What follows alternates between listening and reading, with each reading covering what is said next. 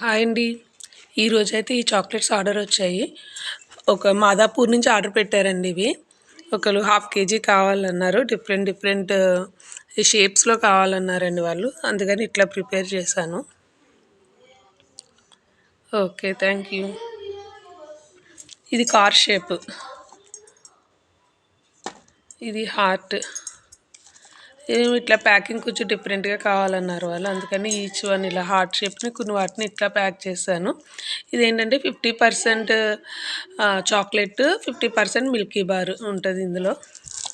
ఇదేమో only full white chocolate అనమాట, milk chocolate. ఇది వాళ్ళకి డిఫరెన్స్ తెలియడం కోసం డిఫరెంట్గా ప్యాక్ చేసిన.